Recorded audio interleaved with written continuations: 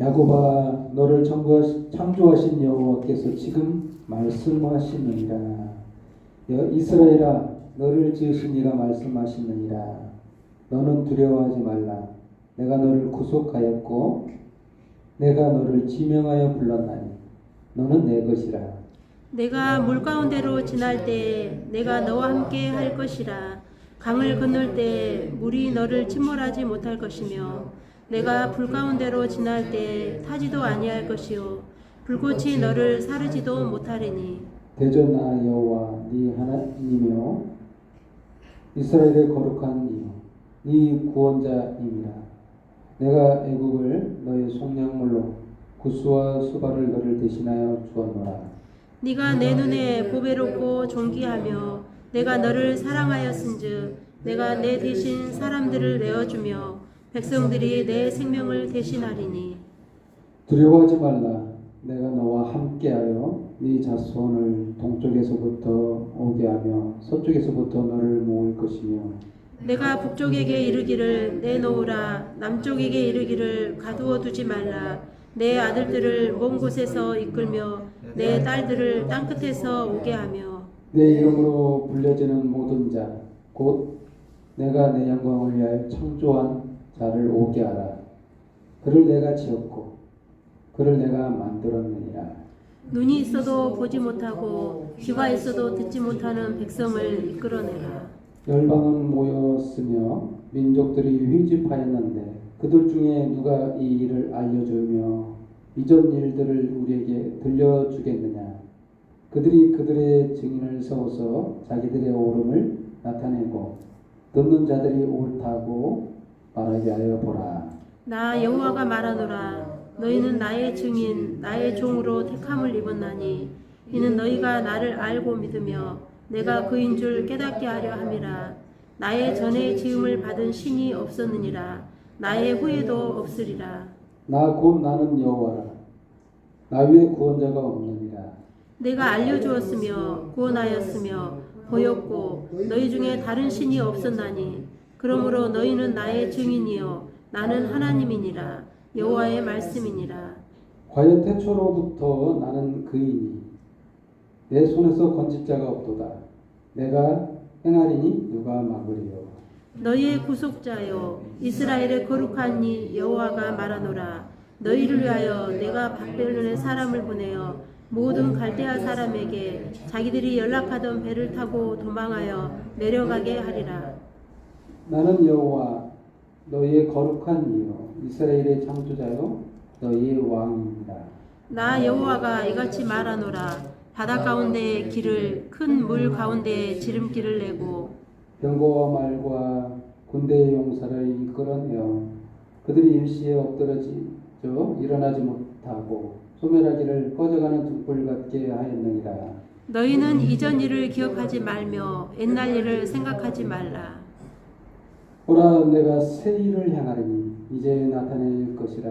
너희가 그것을 알지 못하겠느냐. 반드시 내가 광야의 길을 사막의 강을 내리니 장차 들짐승 곧 승냥이와 타조도 나를 존경할 것은 내가 광야의 물을 사막의 강들을 내어 내 백성 내가 택한 자에게 마시게 할 것임이라.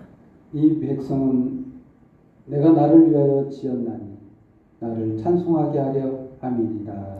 그러나 야곱아 너는 나를 부르지 아니하였고 이스라엘아 너는 나를 괴롭게 여겼으며 네 번제의 양을 내게로 가져오지 아니하였고 네 제물로 나를 공경하지 아니하였느니라. 나는 제물로 말미암아 너를 수고롭게 하지 아니하였고 유향으로 말미암아 너를 괴롭게 하지 아니하였거늘. 너는 나를 위하여 돈으로 향품을 사지 아니하며 희생의 기름으로 나를 흡족하게 하지 아니하고 내 죄짐으로 나를 수고롭게 하며 내 죄악으로 나를 괴롭게 하였느니라. 나 곧 나는 나를 위하여 네 허물을 도말하는 자니 그 죄를 기억하지 아니하리라. 너는 나에게 기억이 나게 하라. 우리가 함께 변론하자. 너는 말하여 네가 의로움을 나타내라. 네 시조가 범죄하였고 너의 교사들이 나를 배반하였나니 그러므로 내가 성소의 어른들을 욕되게 하며 야곱이 진멸당하도록 내어주며 이스라엘이 비방거리가 되게 하리라. 아멘. 오늘 하나님의 말씀 이사야서 43장 1절 28절 말씀으로 구원자 되신 하나님이라는 제목으로 말씀을 선포할 때 주의 은혜가 저와 여러분의 임하기를 예수님의 이름으로 축원드리겠습니다. 기도하겠습니다.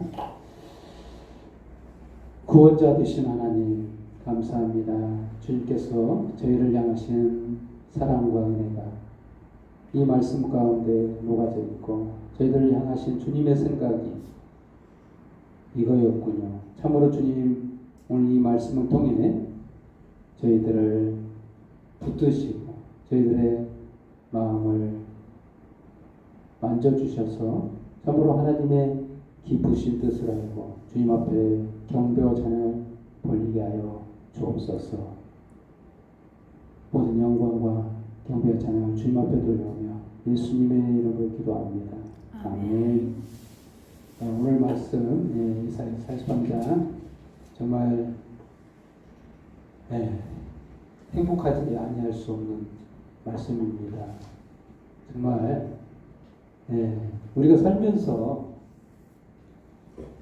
많은 배우잖아요. 많은 것들 배우고 많은 것 듣잖아요. 정말 그런데 또 불구하고 의미를 모르게 사는 사람들이 태반이 아닌가 싶습니다. 제가 예전에 전도하면서 많은 사람들한테 전도를 해봤는데 물었습니다. 당신은 왜 지금까지 사시나요? 무슨 이유로 존재하시나요? 묻자 아무도 답해주지를 못하다. 자기가 왜 생겼으며 자기가 왜 존재하며 어디로 가는지 어떻게 살아야 되는지 아무것도 모르더라고요. 그것도 그 어린 아이들한테 물어본 게 아닙니다. 이제 뭐 초딩에게 물어본 게 아니라 이제 곧 졸업해야 될 인생을 졸업해야 될 60, 70 이렇게 됐으면 그동안에 배운 게 있잖아요. 인생에 배운 것이 있고 많은 살면서 얻은 게 있었을 것인데도 불구하고 자기가 왜 사는지를 몰라요. 자기가 왜 존재하는지. 한 혹자는 이렇게 말하더라고요. 그 중에 한 분은 내가 자녀들을 위해서 살지. 이게 목표요, 꿈이요, 희망이다. 이런 말을 하더라고요. 좀 의미 있는 말을 했죠. 정말 그러면 우리가 사는 게 무엇인가 라는 겁니다. 오늘 본문 말씀에 그 해답이 있지 않느냐. 정말 세상 사람들도 오늘 본문 말씀과 유사하게 도움이 되는 시가 하나 있죠. 김춘수의 꽃이라는 시가 있습니다. 그 시에 보면 내가 그의 이름을 불러주기 전에는 그는 다만 하나의 몸짓에 지나지 않았다. 의미가 없었다는 거죠. 내가 그 이름을 불러줬을 때 그는 내게로 와서 꽃이 되었다. 내가 그의 이름을 불러준 것처럼 나의 이 빛깔과 향기에 알맞은 누가 나의 이름을 불러다오. 그에게로 와서라도 그의 꽃이 되고 싶다. 우리들은 모두 무엇이 되고 싶다. 너는 나에게, 나는 나에게 잊혀지지 않는 하나의 몸짓이 되고 싶다라는 시가 있습니다. 정말 이 시인은 자기도 누군가에게 이름이 불려주기를 원한다라고 말하고 있습니다. 자기는 꽃이라고 불렀는데 나도 누구인가가 이름을 지어줬으면 좋겠다. 이런 바람을 담고 있죠. 의미가 있다는 게 굉장히 중요한 거예요. 의미가. 오늘 그 본문 말씀을 들어가 보면 첫 번째 주제로 지명하여 부르다. 누가요? 하나님이 이 지명하여 불렀다라는 말이 있습니다. 1절 말씀이죠. 끝부분에 보면 1절 내가 너를 구속하였고 내가 너를 지명하여 불렀나니 너는 내 것이라. 한번 생각해 봅시다. 이 지명이라는 뜻이 뭐냐면 많은 존재들 가운데서 이름을 불렀다는 거예요. 응? 이름을 꼭 집어서 너희단 말이도 너를 부른다는 겁니다. 내가 기억했던 한 이름, 내가 사랑했던, 내가 소중한, 조금 전에 꽃처럼 의미가 있던 그를 부른다는 거예요. 그 의미에 대해서 소중한 한 이름. 부모가 자식에게 이름을 짓잖아요. 누구도 권한이 없습니다. 자기 자식에 대해서 갑자기 딴 사람이 와서 아무 의미도 없는 사람이 와서 내가 이름 지을게 라고 하면 왜 짓니? 안 돼. 이렇게 막잖아요. 부모가 자격이 있는 거예요. 자식에게. 이름 지을 자격이 있어요. 짓겠다는 거예요. 내 의미를. 내 소중한 의미. 나의 분신과 같은 살아가는 존재가 있다는 거예요. 그에게 이름을 짓겠다. 이 부모잖아요. 최초에 하나님이 사람을 지으시고 사람을 아담이라고 지었어요. 아담이라는 의미가 땅이라는 의미입니다. 별반 우리들은 생각할 때 이름이 참 의미가 별로 없구나. 저는 그런 줄 알았어요. 땅이라는 의미가 왜 이렇게 이름이야? 별반 그냥 넘어갔어요. 아니 그런가 보다. 아무 의미 없는 이름 같다. 했더니 조금만 생각해 봤더니 한번 하나님의 입장에서 생각해 봅시다. 하나님은 창조자예요. 창조란 뭐냐면 이게 발견과 창조의 차이가 있는데 발견은 뭐냐면 이 진료가 있어요. 진료가 있는 중에서 이렇게 조작을 해서 뭔가를 만들어냅니다. 그건 창조가 아니에요. 개발이에요. 발견하고 개발하는. 인간은 개발과 발견을 해요. 근데 하나님은 창조자예요. 그럼 뭘 창조했을까요? 하나님은 존재 방식이 틀립니다. 인간과 같지 않아요. 하나님은 어떤 존재 방식이냐면 물질이 없어요. 그걸 아셔야 돼요. 우리가 원소를 알죠. 물질을 배웠죠. 이 물질이 아니라는 거예요. 존재 방식이.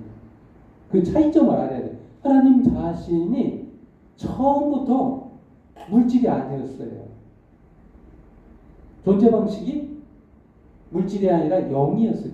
보이지 않는 존재. 그런 존재가 이 존재로 계셨던 하나님이 순간 진료를 만들어 이 물질, 원소를 만들어 이 보이는 거, 만져지는 거, 촉감으로 느껴지는 거를 최초로 하나님이 만드신 거예요. 이게 땅이라는 거예요. 그걸 우리에게 이해시키기 위해서 만져지는 이 흙, 땅. 그런 의미로 아담이라는 이름을 지은 거예요. 우리가 생각할 때 그 흙이나 땅, 이거 아무 의미가 없는 것 같죠? 우리 입장에서는 그러죠? 하나님의 입장에서는 최초의 발견이고 애지중지하는 자식과 같은 창조물이고 걸작품인 거예요. 그걸 알았습니다. 땅이라는 의미가 그런 의미예요. 하나님에게는. 그래서 아담이라고 지은 겁니다. 왜? 소중하니까. 무엇과도 바꿀 수 없는 땅. 아담. 흙이라는 진료. 근데 그것을 통해서 사람을 만들었다는 거예요. 많은 걸작품을 만들었지만 그 중에서도 최고의 작품, 하나님의 형상을 닮은 인간을 만들었다. 얼마나 소중하겠어요. 그래서 아담이라고 지은 거예요. 알고 봤더니 죽어 없어지고 흙으로 가야 할 존재라고 해서 아담이라고 지은 걸로 생각했던 제 생각을 하나님은 바꾸셨어요. 오늘 본문 말씀을 통해서 바꾸시더라고요. 지명하에 불렀나니 너는 내 것이라. 이름을 기억하시고 부르시겠다는 거예요.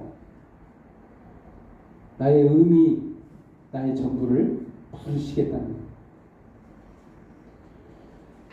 그렇습니다. 하나님은 우리를 향해서 어떤 마음이냐면 이승환의 노래 어떻게 사랑이 그래요에서 조금 나온 인용해 봤습니다. 우리들을 향하신 하나님의 마음이 어떤가요? 너만을 사랑해. 너만을 기억해. 너만이 필요해. 그게 너란 말이야.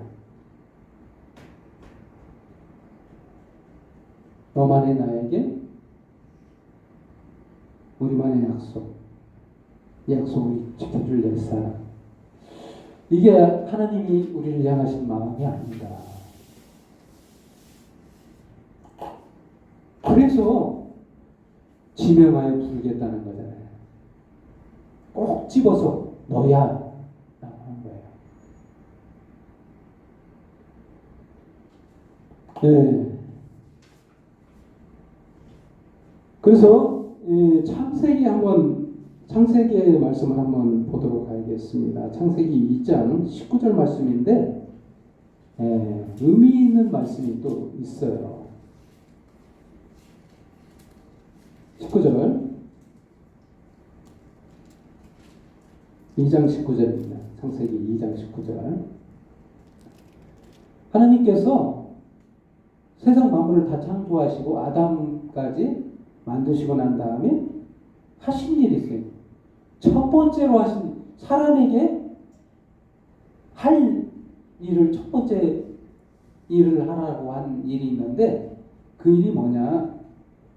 19절 말씀을 읽겠습니다. 여호와 하나님이 흙으로 각종 들짐승과 공중의 각종 새를 지으시고 아담이 무엇이라고 부르나 보시려고 그것들을 그에게로 이끌어 가시니 아담이 각 생물을 부르는 것이 곧 그 이름이 되었더라.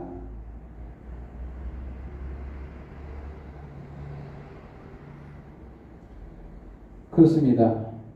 이름을 지으라고 했어요. 왜 그랬을까요? 가장 중요하게 생각합니다. 이름 짓는 것이 그렇게 중요하다는 거예요. 첫 만남. 한번 생각해 보세요. 인간과 하나님이 창조하신 동물과의 첫 만남. 뭐가 필요할까요? 넌 나에게, 난 너에게 어떤 의미냐 이거죠. 사실 모든 세상 창조물은 누구를 위해서 만드셨냐? 저와 여러분을 위해서 만드셨어요. 하나님이 너만을 사랑해서 너를 위해서 만든 작품인 거예요. 그 의미인 거예요. 그래서 중요하다는 거예요. 가장 중요한, 창조 여러 가지를 했지만 가장 먼저 해야 되는 그 일은 무엇일까? 바로 이름 짓는 일을 하셨다는 거예요. 왜? 부르시려고. 내 소중한 내 사랑을 부르시기 위해서. 너만을 사랑하는 그 이름 부르려고. 또한 구원하시려고 부른다는 거예요. 또 한 가지, 한번 이 세상에 이름을 하나 주셨어요. 이름 하나를 주셨는데 그 이름이 바로 예수라는 이름을 주셨습니다. 누구에게? 예수님에게. 예수님이 누구냐면 하나님이십니다. 인간이 하나님을 떠나면 왜 죽느냐 이런 질문을 하겠지만, 예, 이런 표현이 있죠. 예수님의 표현 중에 포도나무와 가지의 표현을 하면서 이 하나님과 인간 관계가 어떠해야 되는가? 붙어 있어야 된다. 하나가 되어 있어야 하면, 예를 들면 사랑하는 사이끼리 함께하지 아니하면, 떨어져 있다면 이미 생명력을 잃어버렸잖아요. 사랑한다는 말이 아니잖아요. 이건 떨어져 버렸죠. 그와 같다는 거예요. 나무에 가지가 붙어 있는 것처럼 함께 해야 된다는 거예요. 그 존재는 하나님과 인간이 그래야만이 산다는 거예요. 제대로 살아간다. 근데 잘려져 버렸어요. 포도나무에서 가지가 잘려버렸어. 떠나버렸어. 이건 생명력을 잃어버렸다는 거예요. 죽는다. 라는 의미예요. 이렇게 죽게 됐다는 거예요. 최초의 아담이 이렇게 가지에서 잘리는 일이 생겨났다는 거예요. 그럼 어떻게 해야 되겠어요? 다시 붙여야 되겠죠. 하나님의 입장에서는. 그래서 그 붙이기 위해서 직접 하나님이 이 땅에 오신 사람이 있는데, 그분이 하나님이신 예수 그리스도예요. 근데 이름을 줬는데 그 이름이 예수라는 거예요. 아까 얘기했죠. 그 이름의 비밀, 예수. 그러면 예수라는 이름을 왜 하나밖에 없는 자신의 아들, 하나님의 아들을 왜 이름을, 굳이 많은 이름들 중에 많은 이름들이 있을 수 있잖아요. 아름다운 이름 많잖아요. 예진이라든가 이런 이름들 많지 않습니까? 굳이 왜 예수라고 지었을까? 응? 이쁜 이름 많은데, 안 그래? 딱 그 이름을 지었어요. 예수라는 이름. 예수라는 뜻이 뭐냐? 저들의 죄를 저들의 죄에서 구원할 자 라는 뜻이에요. 저들의 죄에서 저들을 구원할 자. 이게 무슨 말이란 말이야. 자기 아들 이름을 이렇게 재미없는 이름을 지었을까? 그만큼 소중한 저와 여러분을 구원하시기 위해서 이 땅에 보내신다는 이름이에요. 이 이름밖에 없다는 거예요. 다른 이름이 필요치 않다는 거예요. 오직 예수라는 거예요. 한마디로 너만을 사랑해 라는 뜻이에요. 난 너만 봐. 널 구원할 거야. 라는 그 의미의 예수예요. 십자가로 구원하겠어. 이 땅에 오신 이유가 십자가에서 죽기 위해서 오신 것입니까? 살리기 위해서 다시 붙어있게 하시려고, 하나님과 함께 살게 하시려고 오셨기 때문에 예수라 한 겁니다. 그만큼 소중한 거예요, 이름은. 한마디로 4절 말씀처럼 그런 거예요. 우리를 향하신 그분의 마음이 느껴지는 말씀인데, 네가 내 눈에 보배롭고 존귀하며 내가 너를 사랑하였은즉. 그렇습니다. 아버지가 저와 여러분을 사랑하는 마음이 느껴지지 않습니까? 보배래요, 보배. 존귀하다. 그러면 보배라고 지었어야 되는데, 응? 예수님이라고 안 짓고 내 보배라고 지어야 맞잖아요. 응? 원래는.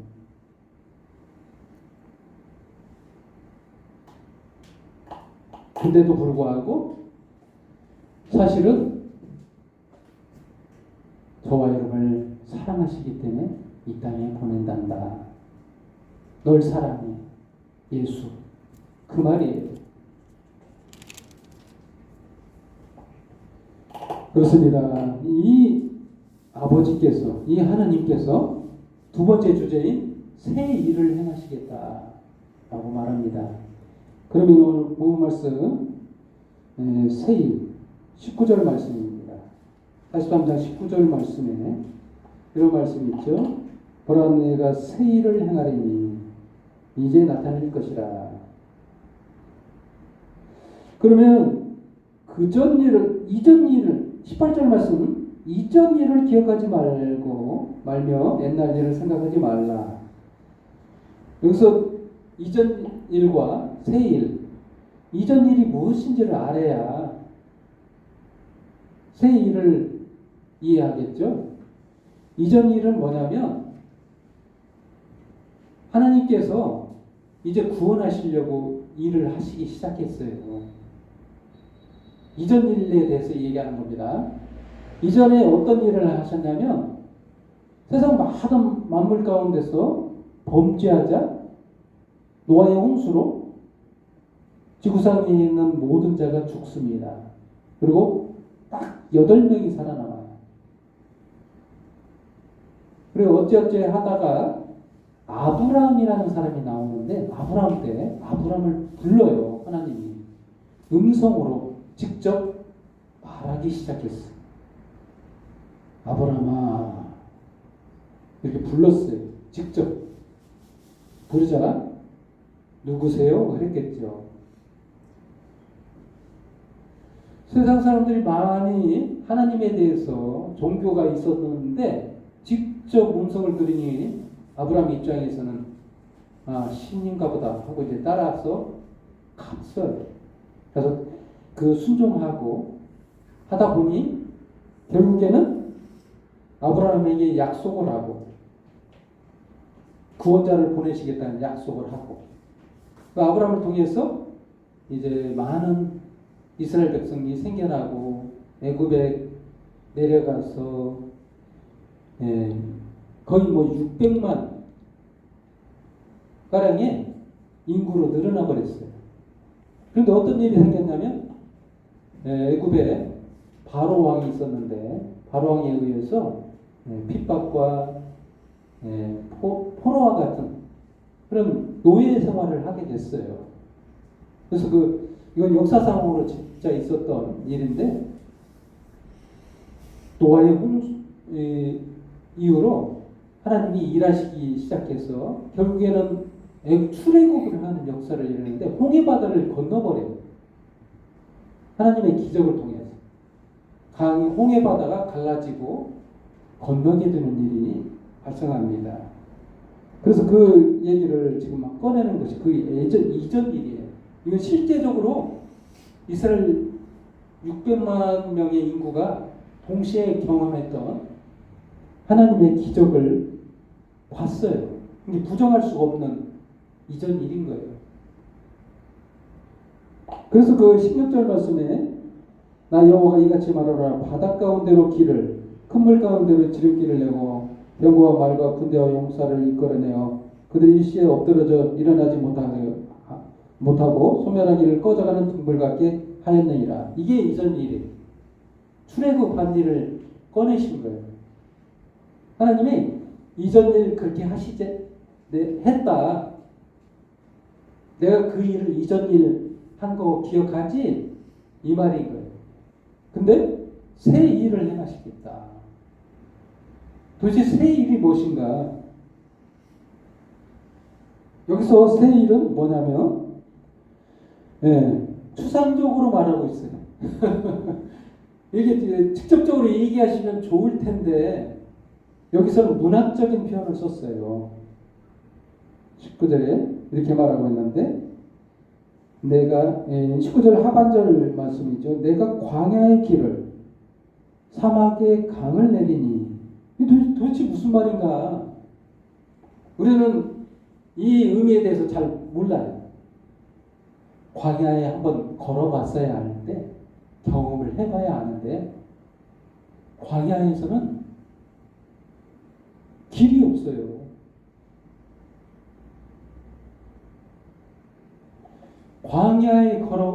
광야가 왜 힘든지 아세요? 길이 없어서 그래요. 힘든 겁니다. 그걸 광야라고 해요. 광야는 꼭 광야에, 지금 우리가 지형적으로 광야를 경험해야만 좀, 이 말을 좀 이해가 갈 수 있는데, 힘듦. 우리 인생 가운데 광야 같은 그런 경험들을 해요. 길을 잃어버렸을 때가 그때예요. 그게 광야예요. 아무 길도 안 보이는 거예요. 나의 과거를 생각해봐도 의미를 모르겠고, 나의 미래도 모르겠던, 이걸 광야라고 하는 거예요.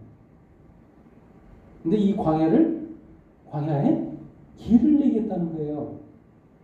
의미 있는 길을 내겠다. 살 길을 열어주겠다는 거예요. 생명의 길을 열어주시겠다는 뜻이에요. 사막에 강을 내리라. 그 사막에는 뭐가 필요할까요? 거기에는 물이 없어요. 생명을 이어갈 수 없는 곳. 이리 봐도 모래고 저리 봐도 모래고 뜨거운 햇볕만 보이는 곳. 다 죽음뿐인 그곳에 오아시스 같은 물. 그 강을 내겠다는 생명샘을 내겠다는 뜻이에요. 한마디로 말하면 살게 하시겠다는 거예요. 살리시겠다는 뜻. 이 문학적인 표현인데 이걸 전체적인 성경 전 부분을 종합적으로 보자면 예수님을 통해서 살 길을 열고 구원하시겠다는 그 말인 겁니다. 사실은 여기서 직접적으로 그렇게 말하지 아니하였을 뿐 그 말인 거예요.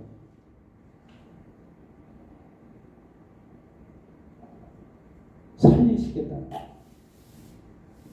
광야는 길이 있어야 살아요.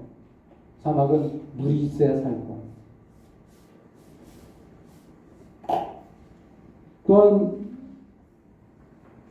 네 허물을, 세 번째 주제로 네 허물을 도말하는 자다.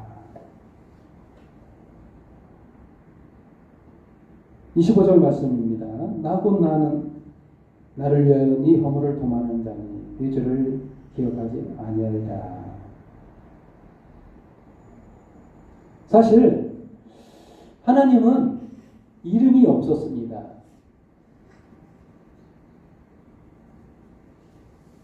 이름 있었을 것 같죠? 없었습니다. 처음부터 이름이 없었어요.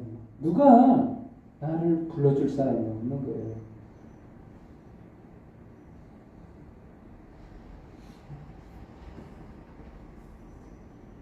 누구의 의미도 아니었었어요. 그 좀 이상하지 않아요? 하나님의 이름이 있었을 것 같은데 하나님과 누가 서로 의미를 교환해요. 신과 지음받은 사이에는 부를 수 있는 그런 존재가 아니거든. 죽어요. 똑같은 레벨만 서로 의미를 교환하고 부르고 넌 나의 어떤 의미라고 할 수 있는 겁니다.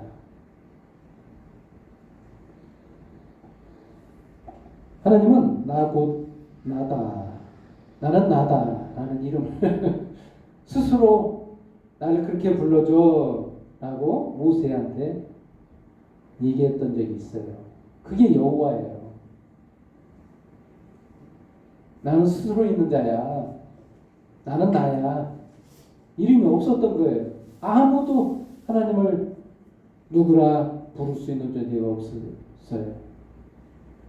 사실 구원받은 자만, 은혜 받은 자만 하나님은 나의 구속자, 나의 구원자 하나님, 구원의 하나님이라고 비출 수 있는 거예요. 이름을 지을 수 있잖아요. 구원의 하나님. 이렇게 부르게 되면 그게 이름인 거예요. 한마디로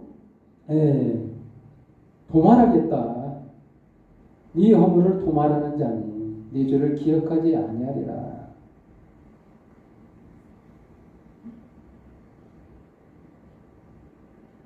너는 나에게 기억이 나게 하라. 우리가 함께 변론하자. 너는 말하여 네 의로움을 나타내라. 한마디로 네가 뭐 잘한 거 있느냐 말해봐라. 잘한 거 없다는 거예요. 인간의 잘함으로, 인간의 공로로 구원받을 자 아무도 없다는 거예요. 한마디로 살 수 없다는 거예요. 한마디로 자기가 잘해가지고 영원히 살아갈 자 아무도 없다는 거예요. 그 존재대로 살아갈 자 아무도 없다는 거예요. 그래서 하나님께서 네 허물을 도말하겠다는 거예요. 네 잘못으로 기억하지 않겠다. 이게 얼마나 중요한 말이에요. 사실 이 허물이라는 말, 이 죄라는 용어를 여러분이 좀 오해하시는 것 같아요. 하나님이 죄로 여기는 것하고 우리들이 죄로 여기는 것은 좀 갭이 좀 있어요. 거리감이 있어요. 인간에게 죄라는 뭐냐면 윤리적인 죄가 가장 크죠. 넌 나에게, 난 너에게 윤리적인 죄가 있어. 네가 이러한 죄를 졌지? 이걸 죄라고 합니다. 근데 하나님의 죄는 의미가 달라요. 정확하게 그 의미를 설명할 수 있는 것이 빗나간 화살이래요. 죄가. 하나님의 죄의 관점은 빗나간 화살. 뭐예요? 목적지, 표적이 있잖아요. 표적지가 있는데 이 표적에 적중해야 되는 것인데 빗나가서 그 표적지에서 벗어났다. 이게 죄라고. 의미가 틀리죠? 이상하죠? 하나님의 입장에서는 죄가 뭐냐면 내가 너를 의미 있게 지었고 보배롭게 지었고 잘 살아야 되는데 잘 못 산다는 거예요. 이게 죄라는 거예요. 이상하죠? 이게 죄 같아요? 여러분 생각하기에는 하나님 이걸 죄라고 할 수 있어요. 말하잖아요. 하나님은 그걸 죄라고 하는 거예요. 하나님이 원하신 너를 만들었고 너를 창조했고 보배롭게 만들었고 잘 살아야 될 텐데 행복해야 되는데 기쁘게 살아가야 되는데 그렇게 못 산 거야. 또 그게 죄인 거야. 너 그렇게 살면 안 돼. 행복해야지. 이게 하나님의 마음인 거예요. 이게 죄라는 거예요. 이렇게 살면 안 돼. 너 행복해야 돼. 너 잘 살아야. 난 너만을 원해. 네가 행복한 걸 원해. 이게 아니면 죄야. 라고 하는 거예요. 우리는 뭐해? 너 그거 잘못했어. 너 그게 죄야. 느낌이 다르지 않아요? 하나님은 우리들을 죄를 보는 게 아니라 그렇게 불행하게 살면 너 그게 죄야. 나 그렇게 만들려고 너를 만들지 않았어. 그것도 죄다. 이거예요. 그렇습니다. 그래서 허물을 도말하겠다는 거예요. 네가 죽게 되는 이유가 뭐냐? 이 죄 때문이다. 아까 얘기했던 하나님의 마음, 그 마음대로 살지 못하는 그게 죄라고 해서 그 죄를 도말하시겠다는. 이제 그러면 도말했으면 우리는 죄가 없는 겁니다. 이제 행복해질 일만 남았어요.